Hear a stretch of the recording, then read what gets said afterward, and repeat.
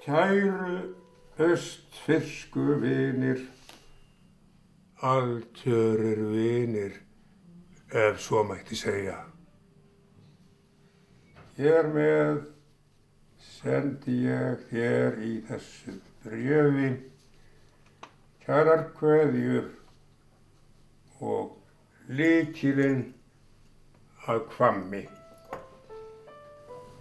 Þá enginn lækur ljóðaði Hvammurinn glaður og góður. Verið blessuð öll börn og björn, Jóhannes Kjarval.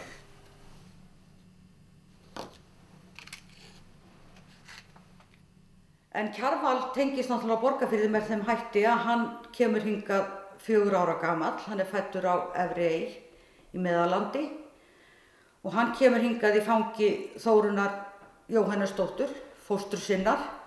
Hún reiðir hann austur í Borgarfjörð en hún var þá nýgift Sveini Jónssoni frá Sexbúðum og þau voru að hefja búskap í Geitavík. Og þar ólst Kjarval upp og hann svona ólst upp í skjóli þessa fólks og einnig bjó þarna Margrét Jóhannesdóttir, systir Þórunnar, og hann kallaði þær fóstru sínar.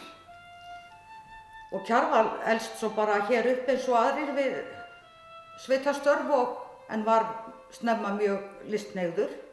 Ég gríp hérna niður í endurminningar sem ég setti á blað fyrir nokkrum árum og flutti út í Hvammi. Mér langar að segja ykkur frá landsetanum okkar á Kylstum eins og meistari Kjarval kallaði sig. En vera hans í Hvammi og samskipti hann var skemmtileg tilbreyting í lífi okkar á Kylstum. Ég var 5 ára þegar Kjarval kom fyrst í Hvammin. Hann hafði verið á leið til Borgarfjarðar en báturinn sem ætlaði að sækja hann að Selfljótsbrú við Ós kom ekki. Þegar hann kom tilbaka kom hann heim í Ketilsstaði og bað föður minn leyfis til að tjalda í Hvammi. Hann sagðist hafa séð svo gott mótíf þar. Ég heiti Elsa Guðný Björgvinsdóttir og ég er safnstjóri Minjasafns Austurlands. Og við erum hérna stödd í húsakynnum safnsins í Safnahúsinu á Egilsstöðum. Og á Minjasafninu við tengjumst Kjarval á þann hátt að við erum umsjónaraðilar Kjarvals Hvamms eða sumarhúsa Kjarvals í Kjarvalshvammi. Og við varðveitum einnig nokkuð stórt safn af persónulegum gripum Kjarvals, hlutum sem voru í hans eigu og það er lítið brot af þeim til sýnis í skápunum. Þetta er mjög fjölbreyttir gripir, allt frá penslum og málingatúbum og yfir í fatnað og borðbúnað og stærri hluti eins og bara húsgögn og trönur og ýmislegt fleira. Og þetta er allt saman hlutir sem svona vitna kannski hans gildismat og bara list. Þetta eru allt hlutir sem hann hefur nýtt mjög vel og mjög margir bera merki listsköpun hans. Þeir eru allsettir málingarslettum og sýna að hann var með hugann við listina bara nær stöðugt.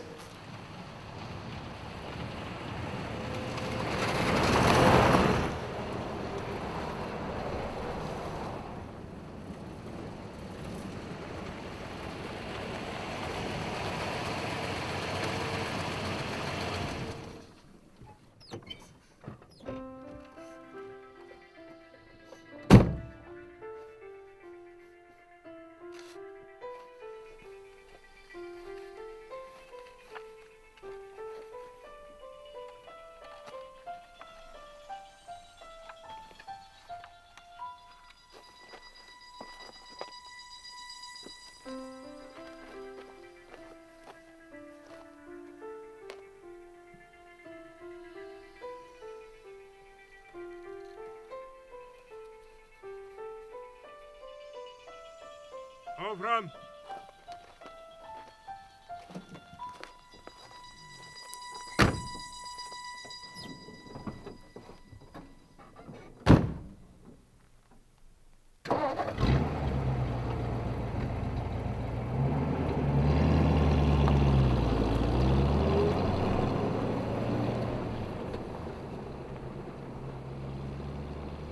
Við erum stödd hérna í Bakkagerðskirkju á Borgarfirði eystra.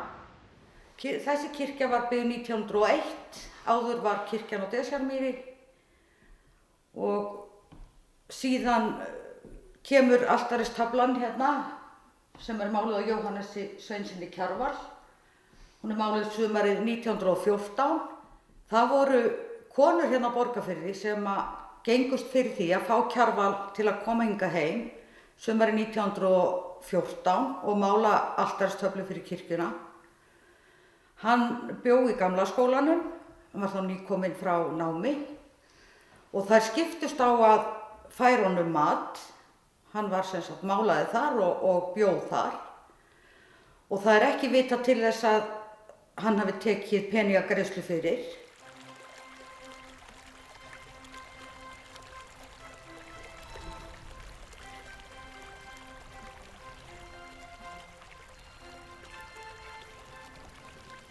Já, nú hefur ferðinni seinkað. Já, sein og sein. Já, mér sýnist þér ófært að út fyrir Brimnesið. Já, þú segir nokkuð. Já, það er stíf norðanátt að út fyrir.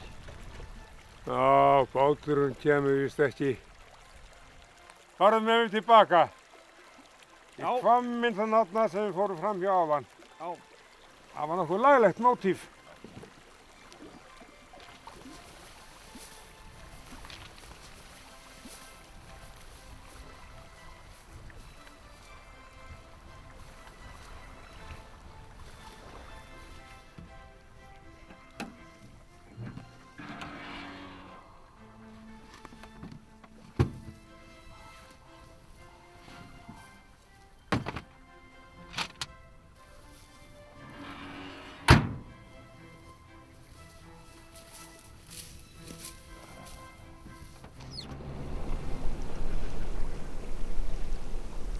Já, Kjarval var náttúrulega að mér skilst mjög sérstakur persónuleiki og hann náttúrulega málaði, eða virðist hafa nýtt hvert tækifæri til þess að mála og fá útrás fyrir sköpunarþörfina. Hann er ekki bara að mála á striga, hann er að mála á aðra hluti eins og þessir gripir hérna bera með sér.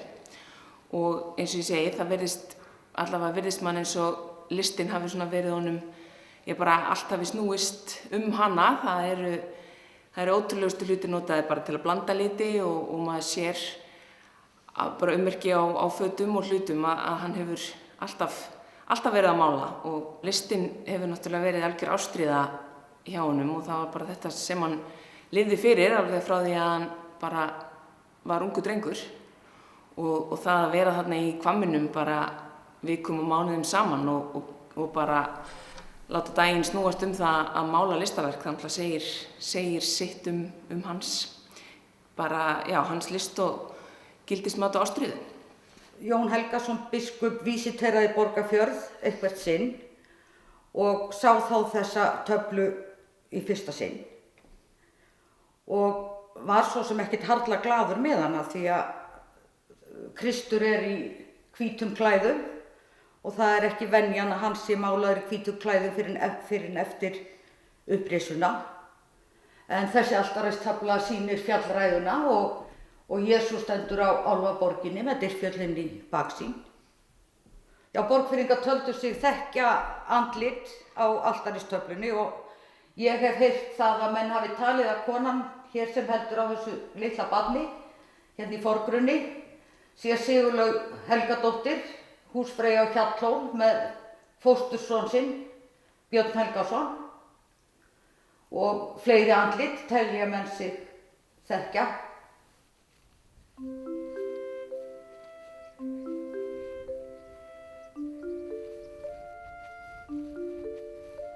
Sjáðu tjaldið.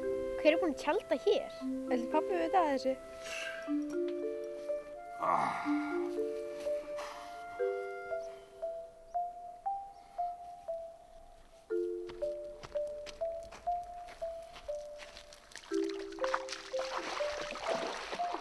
Hvað er hann að gera? Á hann einhver sunnskilu?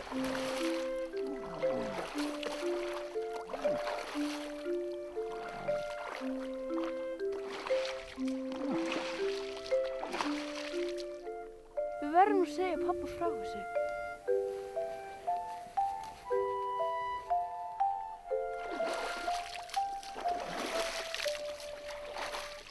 Hérna er ég með blýans teikningu og ljóð.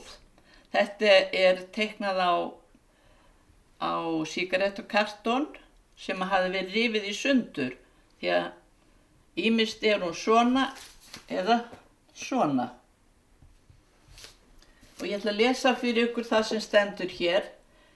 Lífsum granda ljóðalist, leist mér selfljót frosti kist, ljómar hélu pundstrá pend, þó nú þanga nokkuð langt, þó maður yrki svona stránd, áltir flugu í vestur veg, morgun birtan var dásamleg.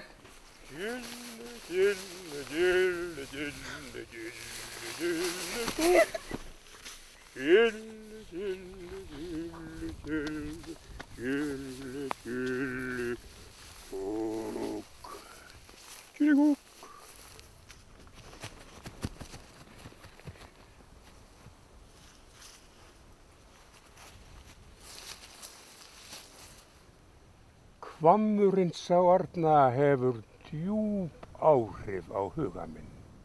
Hvammurinn við klettinn, þarna fyrir ofan fljótið. Ég dreymdi yndislegustu drauma og sá liti sem ég hef aldrei séð fyrir. Það er sagt að í klettunum búi huldufólk. Ég langar að byggja þarna sumarhús. Það er nú ekki alveg útilokað. En viltu ekki koma inn fyrir og fáðu smá hressingu? Gjörðu svo ef þú vilt. En sérðu útsýnið? Þarna blasa Dyrfjöllin við. Það er hvergi betra útsýnið við Dyrfjöllin.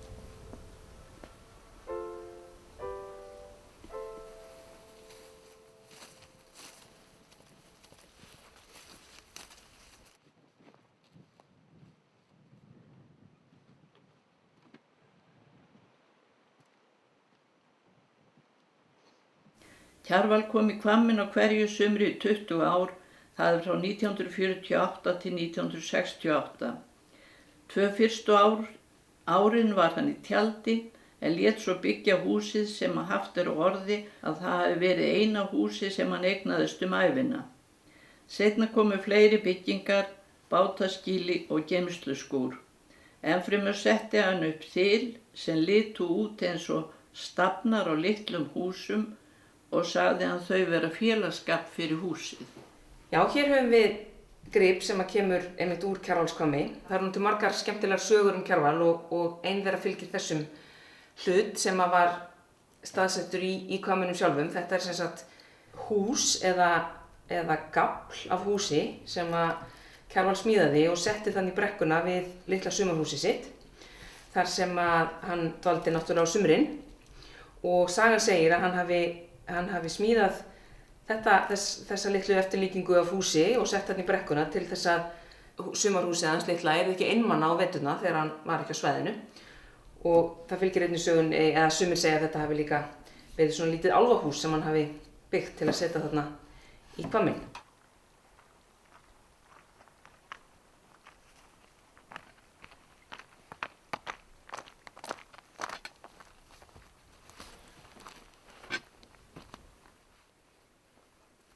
Hvaða asi er á okkur?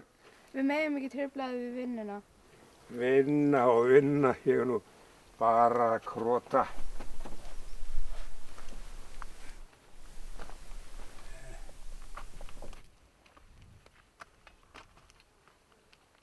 Er þið komnar með kjötsúpu? Já.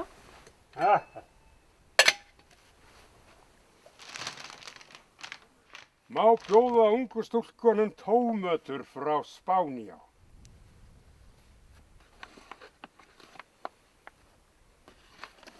En svona grænmeti sáistir hafa aldrei sést í þessari sveit, er það? Nei.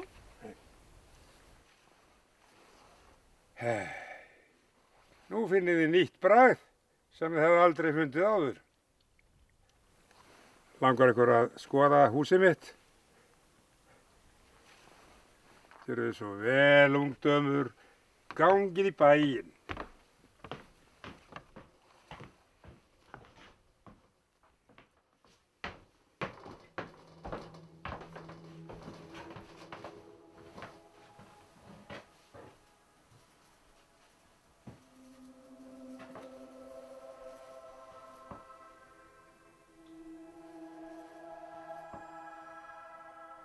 En svona í minningunni þá þarna lítil kamína og það lokrekkja sem hann svaf nú reyndar aldrei í og rúm. Svo man ég eftir einhverju litlu borði sem að var nú ættað heima, var það ekki? Og mamma setti dúk á og blóm þar á. Þetta nú svona eitthvað sem maður sér fyrir sér. Koffortið með lita Já, allt hérna út í málningu. Já, hér erum við með eitthvað svona skemmtilegri gripum Kjarval sem við varðveitum hér á safninu. Þetta hurð af kamri sem var í Kjarvalskvammi og hér sjáum við sem sagt innan á hurðina. Þar hafði Kjarval málað þetta listaverk sem sýnir, ef maður rýnir í það, þá virðist þetta vera kona sem jafnvel svona að skýla sér einhvern veginn. Virðist vera svona hendin hér og hér höfuðið. Og þetta var sem sagt innan á hurðinni á kamrinum og eiginlega fannst fyrir svona hálfgerða tilviljun og það vel líklegt að þetta sé einhver álfkona eða eitthvað svoleiðis. Álfar voru nú hugleiknir á mörgu leyti, þannig að þetta alveg hefur yfir sér eitthvað álfa yfirbragð, það á orðinu. Lykillinn að húsinu var geymdur heima á Ketilsstöðum og vissum við því alltaf þegar Kjarval var kominn í Hvamminn. Oftast kom hann með flugi og fékk einhvern til að fara með sig út eftir. Hann kom þá gjarnan labbandi frá hliðinu niður brekkuna að bænum heima og þá heyrðist til fræga Gilligogg, Gilligogg. Hann var spurður þýðingu Gilligogg. Svar Kjarvals var á þessa leið: þetta alíslenskt mál, það merkir allt sem gott halló, húrra, húrra, bravo, glimheill og bikini.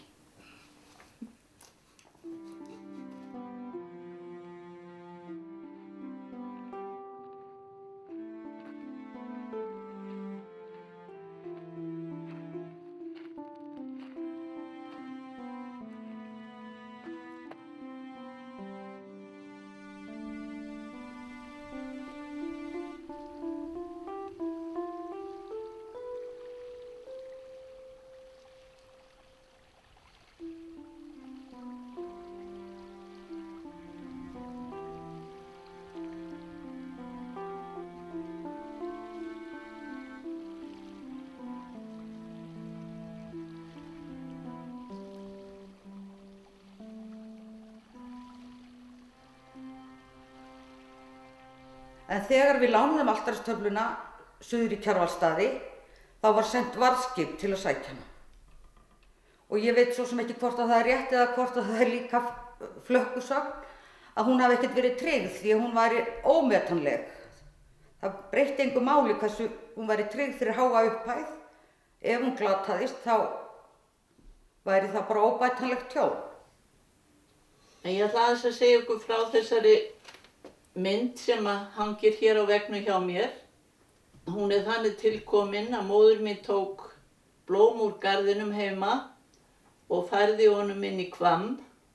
Svo nokkru seinna, eða þegar móðir mín átti afmæli, þá kom hann heldur betur færandi hendi því að hann kom með þetta málverk sem af blómunum og umhverfinu í Hvammi. Við varðveitum hér á safninu nokkuð magn textíla eða sem sagt föt sem hann Kjarval átti, meðal annars þessa úlpu hér sem einmitt vel eða mikið notuð eins og sést og hefur verið notuð við listsköpun greinilega. Hann hefur eflaust málað einhver fræg málverk í þessari úlpu. Komið sæl. Sæl og blessuð, blessaður, blessaður. Komið þið öll blessuð og sæl, blessuð. Við hvern ertu að tala? Í dag sunnudagur og þá heilsar maður.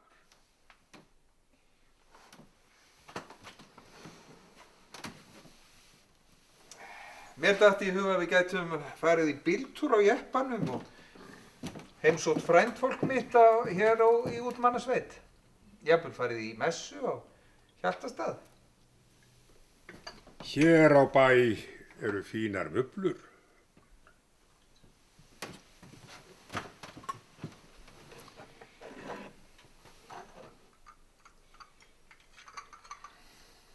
Má ég gefa þér gott ráð, herra Jóhannes Kjarval? Ég þigg gjarnan góð ráð og gefðu strax næsta manni.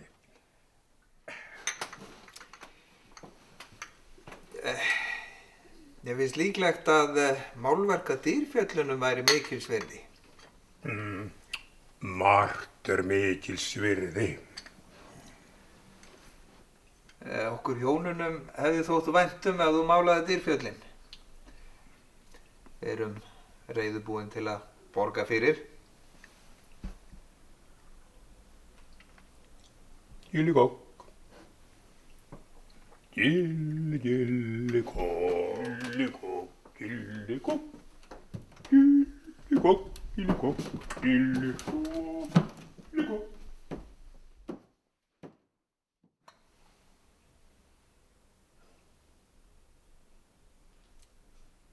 Hann var ekki alltaf eins stemdur. Nei. Sko það var svolítið eftir því hverju voru með honum, hverju voru í kring. Hvernig hann kom, hvernig hann var í framkomu. Já. Hann tók svolítið svona einhvern snykk af þeim sem voru með honum. Hann var ekki alltaf einn þegar hann kom heim í Kildstað, sko. Það voru svona gestir sem heimsóttu hann.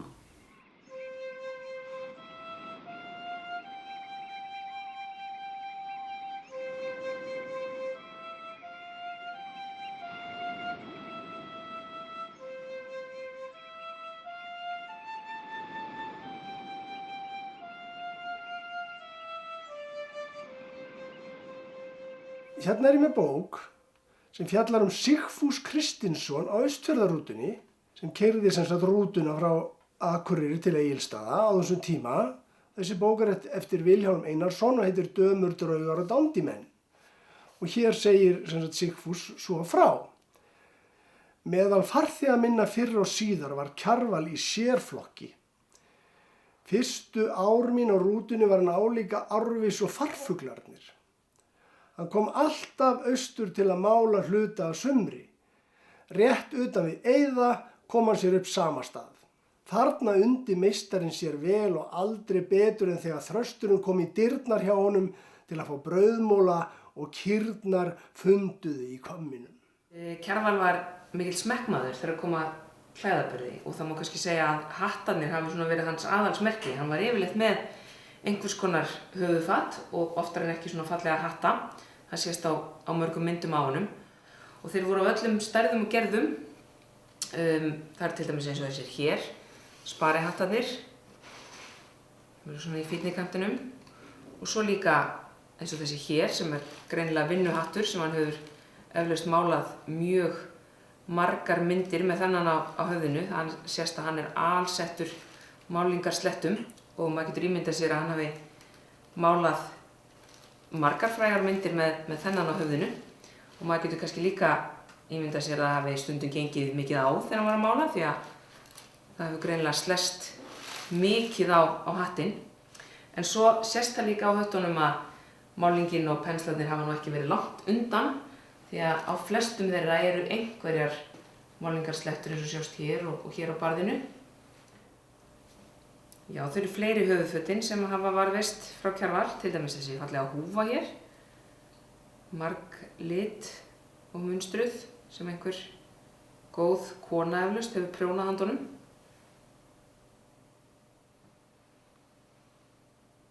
Bara málað út í eitt og... Þess vegna mátti ekki ónáða hann, sko. Já, hann var ekki að stoppa til að borða. Nei. Eða sofa. Nei. Hann var bara alveg eins og hann væri sko bara í öðrum heimi, einhvern veginn.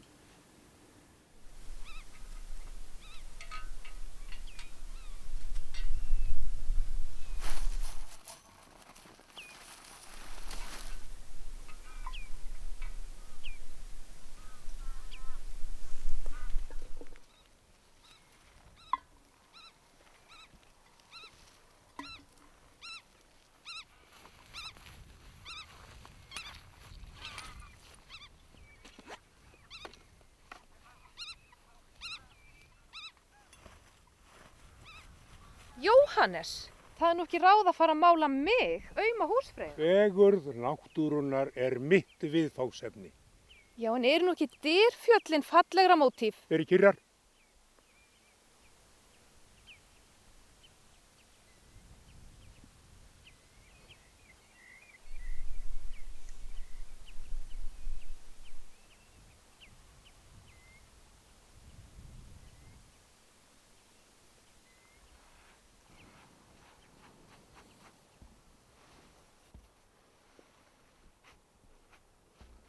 Kjarval hafði fast sæti í rútunni hjá mér sem ég hélt auðu þegar ég vissi að hann var væntanlegur.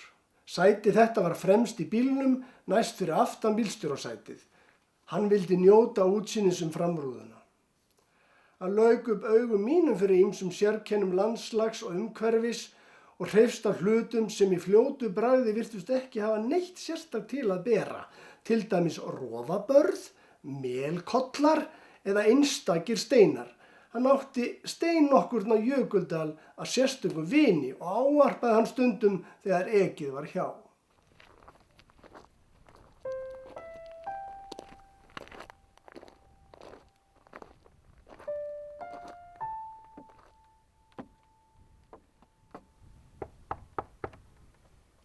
Jóhannes.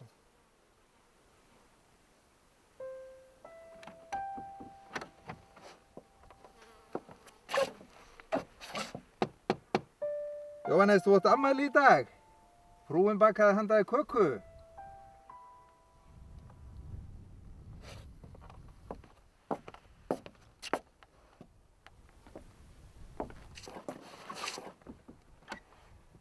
Þú ert búin að sofa í allan dag, kæri vinur.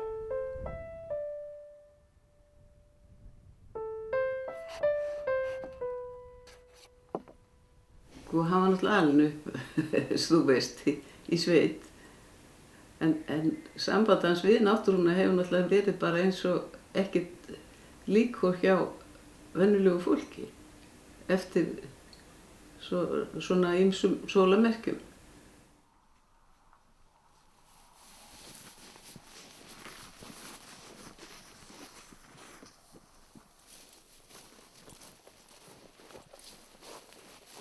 Hvað ertu að gera? Ekki trufla mig. Ég ætla að vera listmálari. Viltu það, ungi maður? Þá skal ég segja þér kollegi hvað ég að gera. Ég að skoða litbrigði náttúrunnar. Hvað það? Það eru litirnir sem við mennirnir sjáum ekki. Ég sé liti. Rétt. Þetta litaspjald náttúrunnar.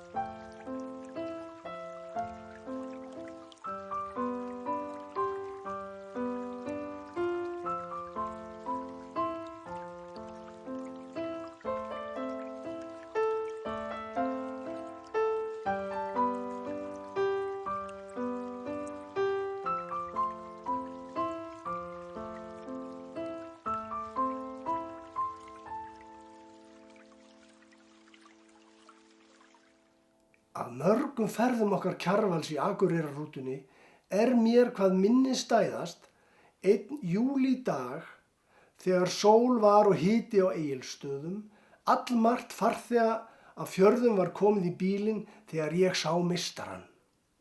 Hann kom frá pósthúsinu í gráa frakkanum sínum, óhneftum, með myndastranga og litla brúna ferðatösku. Það væri synd að segja að hafurtaskið íþyngdi Kjarval á ferðalögum, nema þá helst málverkin.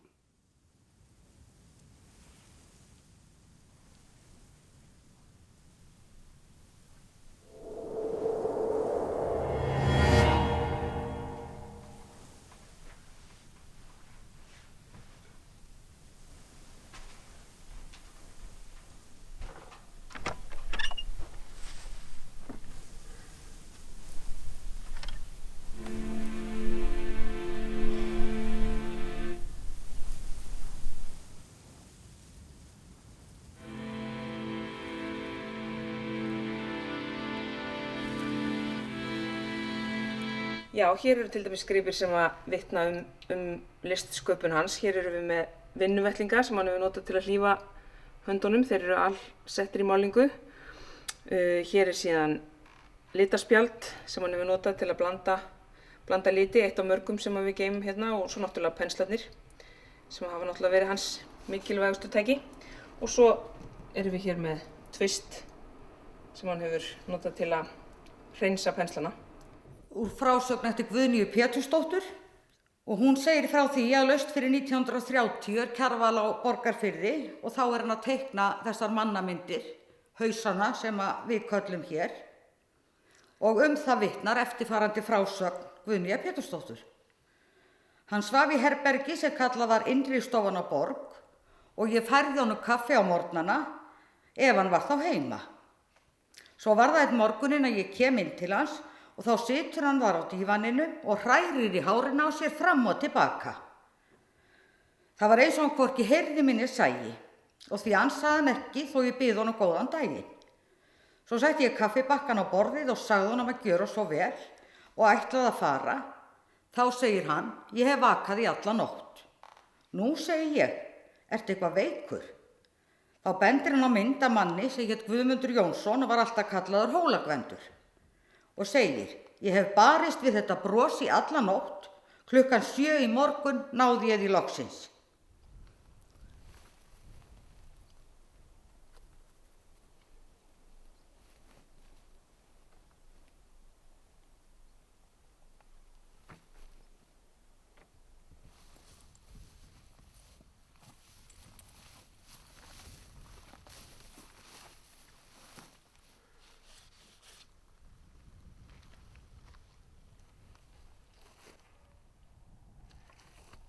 Má bjóða ykkur Kaliforníu sveskju.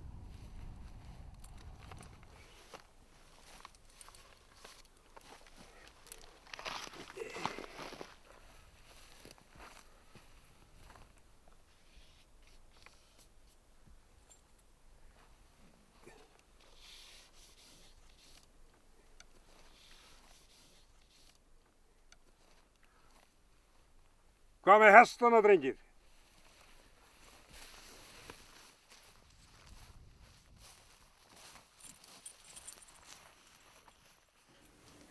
Í bátaskýlinu geymdi hann báti sinn Gullmáð sem hann reri á úr Ósi Selfljóts til Borgarfjarðar. Þetta var mikið afrek enda fræg ferð.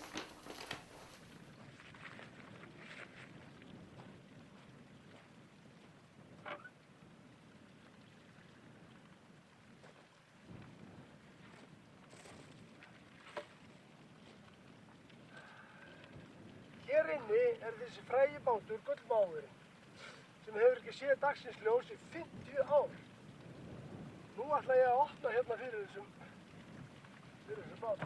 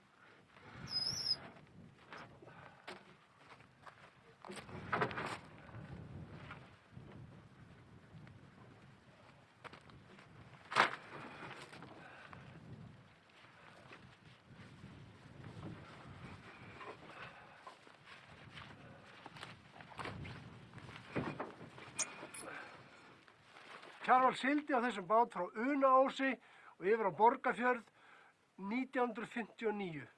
Síðan þessu bátur ekki verið hreyfður. Hann verið hér inni semst í rúm 50 ár. Og það var Ásgeir Sigurðsson skipstjóri á Esju sem gaf Kjarval þennan bát. Hann lét smíðan í Noregi og færði Kjarval þennan bát. Þetta var bölvað dags vegna þess að Kjarval þurfti að fá mann til að keyra bílinn út eftir að brúnni á Unaás. Þar settu þeir hann á flot. Og Kjarval ætlaði að sigla út stuttaspottan á Selfljótinu út í ósinn. Það var mesta vandamál Því Selfljóti það er svo grunnt, þar siglir enginn á bát. Og hann þurfti að fara úr bátnum mörgum sinnum og draga hann út í álinn því hann var alltaf að stranda en loksins komst hann svo út á haf og þar náði hann í vind og þar náði hann að sigla þessa ferð sem skipta hann einhverju svona miklu máli. Sko, hérna er eitthvað segl. Þetta er sennilega fokkan, sko. Hérna er fokkan bara alveg, já, hérna hér.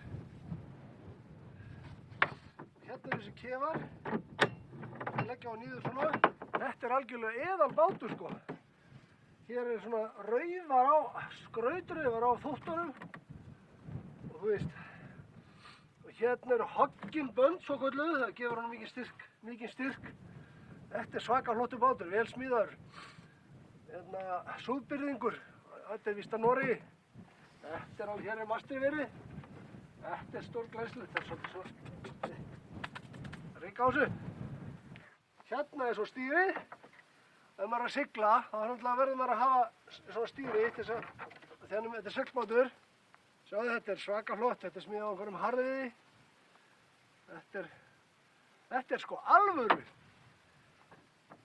Og ég sé ekki betur en þessi bátur sé alveg í fínu standi þó sé búið að standa hérna í 50 ár. Alveg ekta, sko. Það eru þótturnar.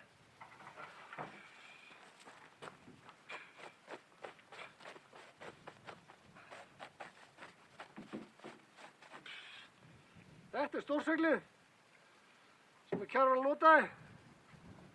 Það var að sigla á sínum tíma.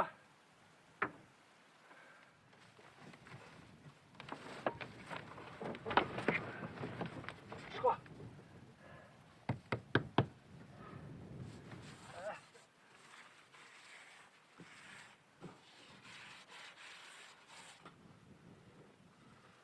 Sko hér er útskorin svona svokölluð skrautrönd. Fræsurönd hérna. Það er gert með handhöfnum í gamla daga.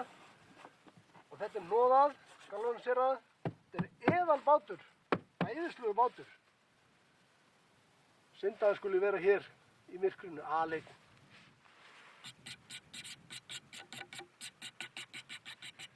L.H. Berge, Båtlager, Bergen. Þessi ferð skipti Kjarval greinilega mjög miklu máli því að fekk enginn að fara með honum eða neitt slíkt og hann vildi klára þessa sjóferð þó þetta tók heilan dag og hann þurfti að róa stóra kafla en hann sagði, hann lét þessi orð falla í lok ferðarinnar: viljinn sigrar allt.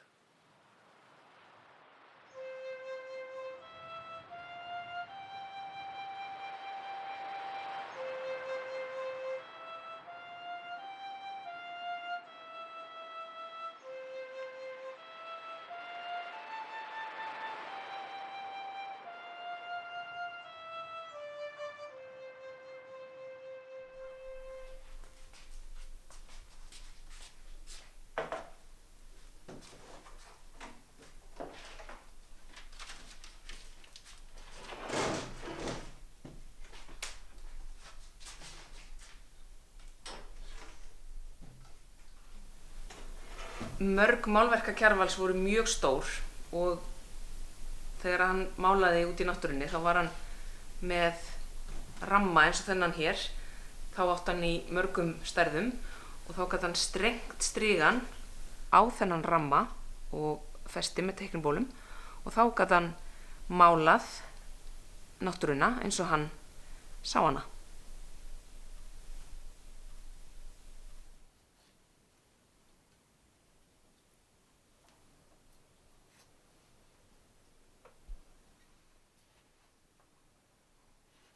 Hefur hann farið til útlanda?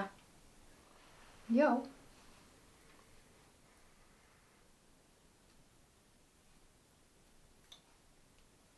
Er hann frægur?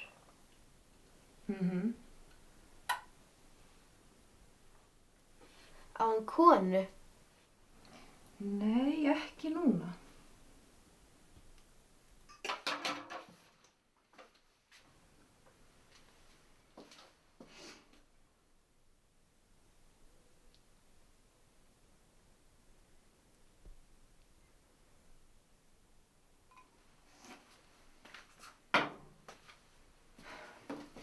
Þið megið ekki truflan þegar hann að vinna. Mamma, þú ert alltaf að segja það. Óneitanlega var þetta svolítið álag sko því hann kom ekki einu sinni á sumri og var einhverja daga. Hann kom kannski upp í 3 svar, fór og kom sko og aldrei neitt vitað fyrirfram sko hvenær það var von eða svoleiðis. Þetta bara hann datt bara inn. En nú tók fundum okkar og ferðum í rútunni að fækka. Það gerðist algengara að hann færi austur með flugvél því flugsamgöngur við Egilsstaði bötnuðu óðum. Hægt var að skreppa oftar og hvenær sem hugun girndist. Þetta er einn af þeim hlutum úr eigu Kjarvals sem hafa verið afhentir hingað á safnið. Kom hingað með fleira dóti og þegar við fórum að athuga hvað var í því þá kom í ljós að það var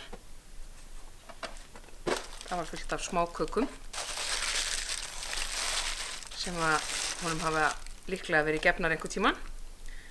Kannski hefur einhver húsfreyja á Borgarfirði bakað þær handunum og sent honum fyrir jólin og hann kannski ekki komist yfir að borða þær. Þær eru allavega hér í bóksinu.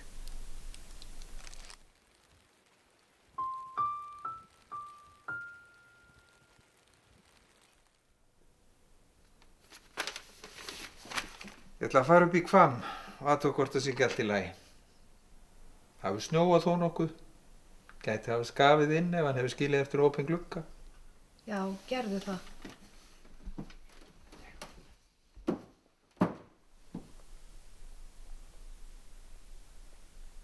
Sko vera hans þarna í Hvammi, hún náttúrulega auðgaði líf okkar. Það kom svona fjölbreytni og svona öðruvísi. Já. Og bara ekkert nema góðar minningar þennan mann þarna. Ég ánægju af því en vissulega fyrirhöfn en mikla ánægju.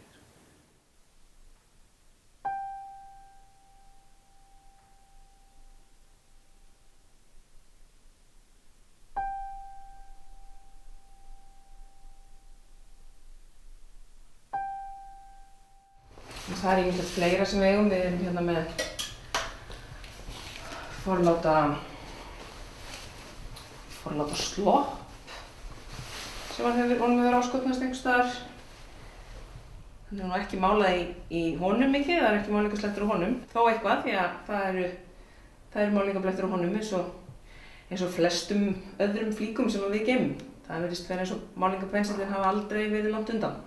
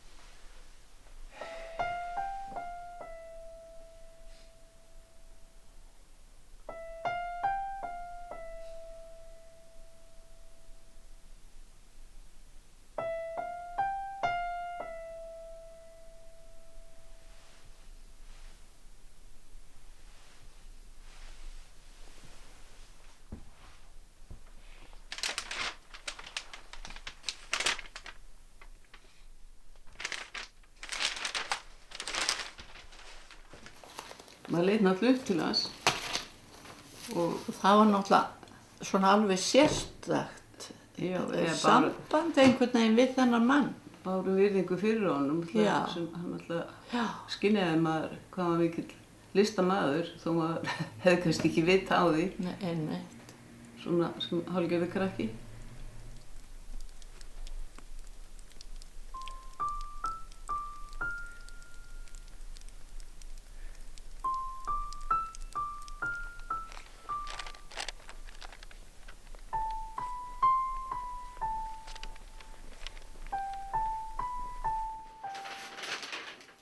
Sjáðu þetta.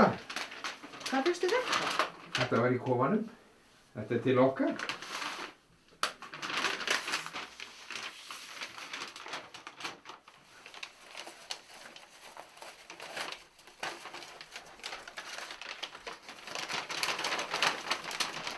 Hann málaði þá dyrfjöllin, þrátt fyrir allt. Hann málar aldrei eftir pöntun. En hann málaði þau nú samt.